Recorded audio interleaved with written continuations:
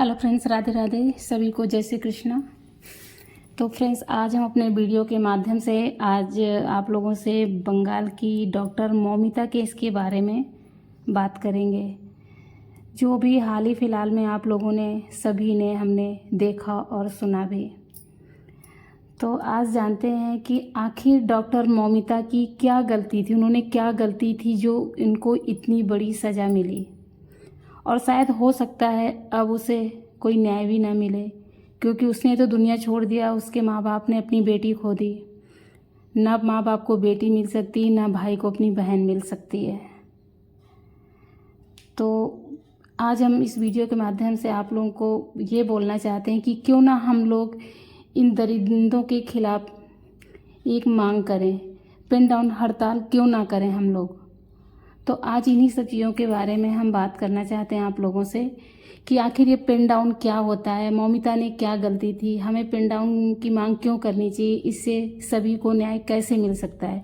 तो एक pen down ही ऐसा हमारे पास हथियार है जिससे गवर्नमेंट्स को झुकना पड़ेगा और सभी बेटियों को न्याय देना ही पड़ेगा। तो आज हम बात करते हैं इसी पेन डाउन के बारे में। सभी बोलते हैं कि बेटी को पढ़ाओ और बेटी को बचाओ। अब बेटी कैसे पढ़ाई जाए और कैसे बचाई जाए, आप लोग खुद सोचिए। क्या हम बेटी को घर पे रख के पढ़ा सकते हैं? नहीं पढ़ा सकते, उसे बाहर भेजना ही पड़ेगा। हर टाइम पेरेंट्स बच्चों के पीछे पीछे नहीं भाग सकते हैं ना, कितना पीछे आप भागेंगे। तो बेटी पढ़ी तो सही, पढ़कर डॉक्टर भी बनी, लेकिन बची नहीं। और यही सारे सवाल आप लोगों के जहन में आ भी रहे होंगे कि वो घर से बाहर क्यों गई, इतनी रात को क्यों गई, उसे घर से नहीं निकलना था, क्या ज़रूरी काम था, आखिर क्यों गई वो घर से, नहीं जाना चाहिए था। यही सारी चीज़ें सभी के जहन में आती हैं।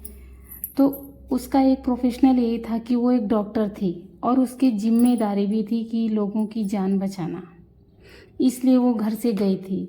और अगर वो नहीं जाती उस रात को हॉस्पिटल में, तो शायद जो हॉस्पिटल में एडमिट लोग थे उनकी हेल्प नहीं कर पाती, किसी की जान नहीं बच पाती, इसलिए वो इतनी रात को वहाँ पे गई। लेकिन लोगों की सोच को हम लोग नहीं बदल सकते हैं। सोच ही ऐसी हो गई आज के टाइम पे, आपकी बेटी यहाँ गई, आपकी बेटी वहाँ गई। अरे हमारी बेटी पढ़ेगी तभी तो कुछ बनेगी, लेकिन पढ़ के कुछ बन के अगर ये हमें सिला मिलेगा तो फिर क्या फ़ायदा है इसे पढ़ाने से। कि आज वो डॉक्टर बन के 36 घंटे ड्यूटी करने के बाद उसको यह सिला मिलता है हॉस्पिटल के अंदर जहाँ पर वो काम कर रही थी, सबकी जान बचा रही थी, और वहीं उसकी जान ले ली गई। और सामने एक संजय शख्स के नाम आ रहे हैं कि एक कोई संजय नाम का शख्स था जिसने ये सब किया। ठीक है, हम थोड़ी देर के लिए ये बात मान लेते हैं कि संजय ने ये सारे काम किए। तो मुझे तो नहीं ये बात समझ में आ रही है कि अगर एक ही शख्स था, अगर मौमिता के साथ एक ही शख्स था, तो जो बाकी हॉस्पिटल का सारा स्टाफ था वो कहाँ चला गया था? वो क्या कर रहा था? वो सो रहा था? क्या हो रहा था वहाँ पे? या ये सब कुछ एक जानबूझकर चली गई साजिश है मौमिता के खिलाफ, या उस हॉस्पिटल में ऐसा कुछ रैकेट चल रहा है, कुछ तो हो रहा है। नहीं तो एक बंदा ये कैसे कर सकता है? अगर एक इंसान का ये काम है तो इतने सारे हॉस्पिटल में पेशेंट हैं, इतना सारा स्टाफ है, तो सारे कहाँ गए थे, क्या हो रहा था? तो इसमें केवल संजय ही नहीं था, इसके पीछे बहुत सारे लोग हैं, हॉस्पिटल का स्टाफ भी शामिल है। आप लोगों ने देखा भी होगा, इतना बड़ा हादसा होने के बाद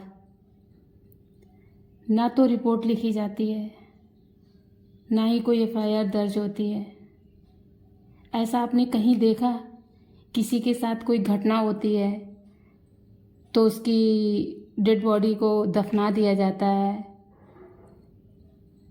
तब तक उसका कुछ भी अता पता नहीं है। ना ही उसके पेरेंट्स को भी झूठ बोला जाता है कि आपकी बेटी ने सुसाइड कर लिया। ऐसा कहाँ होता है कि 24 घंटे से ज़्यादा बीत गए, सब कुछ हो गया, लेकिन उसकी एक रिपोर्ट नहीं लिखी गई। आखिर क्या कर रहे थे वहाँ के पुलिस वाले? जहाँ पे केस हुआ, जिस जगह पे एक्सीडेंट की जो जगह थी उसके अंदर कंस्ट्रक्शन का काम शुरू कर दिया गया, जिससे कि सबूत मिटा दिए जाएं। संजय को मोहरा बनाकर सामने पेश कर दिया जाए। बाकी जो बड़े बड़े चेहरे हैं वो छिप जाएंगे संजय के सामने आने से। लेकिन आप लोगों को क्या फ़र्क पड़ता है, आपकी बहन बेटी नहीं है ना, इसलिए ना तो आप लोग इस वीडियो को कहीं शेयर करेंगे, ना ही अपनी स्टोरी पे लगाएंगे, और शायद देखेंगे भी नहीं, बस ऐसे सभी तमाशगिन बन के रह जाएंगे। लेकिन एक बात ध्यान रखिएगा आप लोग, कल उसके साथ हुआ था, आज किसी और के साथ होगा, कल आपके साथ भी ये हो सकता है। जब तक हम आवाज़ नहीं उठाएंगे तब तक ये सारी घटनाएं होती ही रहेंगी, कहीं नहीं थमने वाली हैं। इसलिए हमें पिन डाउन की मांग करनी ही चाहिए। पिन डाउन, देश बंद। इस पिन में, इस कलम में जो ताकत है किसी भी गवर्नमेंट्स में, किसी भी इंसान के अंदर नहीं है। हमने पिन डाउन कर दिया, सारे काम ख़त्म, उसी जगह सारे काम रुक जाएंगे। तो हमें अगर हड़ताल करनी है तो हमें पिन डाउन हड़ताल करनी चाहिए, उसी से हम लोगों को न्याय मिल सकता है, बाकी न्याय नहीं मिल सकता है। रावण नाम सुना होगा आपने, जो कि इतना अहंकारी था, उसने तो सीता माता को छुआ भी नहीं था, फिर भी हम लोग हर साल रावण दहन करते हैं, उसको जलाते हैं। और ये दरिंदे जिन्होंने दरिंदगी की सारी हदें पार कर दी, फिर भी खुलेआम घूम रहे हैं, उनके लिए कोई सज़ा नहीं है, कोई कानून नहीं है।